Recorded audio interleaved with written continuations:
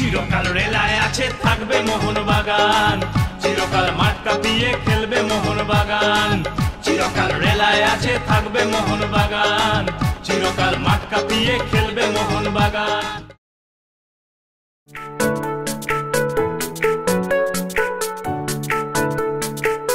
আজ সেই বিশেষ দিন 29শে জুলাই।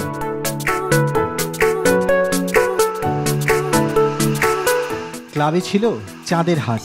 চুনি গোস্বামী থেকে বর্তমান প্রজন্ম সবাই উপস্থিত। প্রতি বছরের মতো এবারও ছিল প্রাক্তনদের নিয়ে ম্যাচের আয়োজন। সচিব একাদশ 2-1 গোলে হারালো প্রেসিডেন্ট একাদশকে। তারপরেই শুরু হলো আমাদের সেই বিশেষ অনুষ্ঠান। একটানা 17 বছর আমাদের ক্লাবে খেলার জন্য 17তম রত্ন হলো আমাদের ঘরের ছেলে বাবলুদা।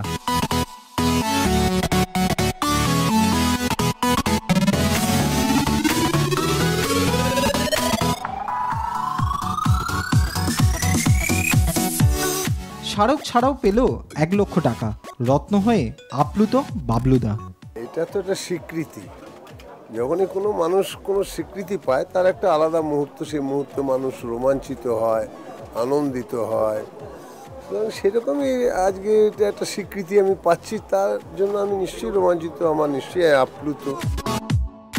সারা জীবন ওদের ক্লাবে খেললেও একবার আমাদের ক্লাবে খেলেছিল মনাদা। আজ এসেছিল আমাদের ক্লাবে। মনাদার মুখেও বাবলুদার প্রশংসা। ডিজার্ভ করে, শুরুতে বলছে নিঃসন্দেহে ডিজার্ভ করে। একটা বছর একটা প্লেয়ার 17 বছর বড় ক্লাব যে খেলে সেই জানে যে কত কষ্ট 17 বছর বড় ক্লাবে। সে 17 বছরকে যে প্রচুর ট্রফি দিয়েছে, কোচ হিসেবে ট্রফি দিয়ে সে ডিজার্ভ করে এবং ডিজার্ভ করে পাওয়া উচিত। বাবলুদা ছাড়াও আমাদের এই বিশেষ দিনে পুরস্কৃত হলেন প্রাক্তন ক্রিকেটার শ্যামসুন্দর মিত্র।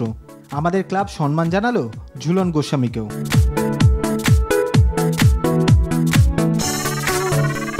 সেরা ক্রিকেটার পুরস্কার দিল দেবব্রতকে।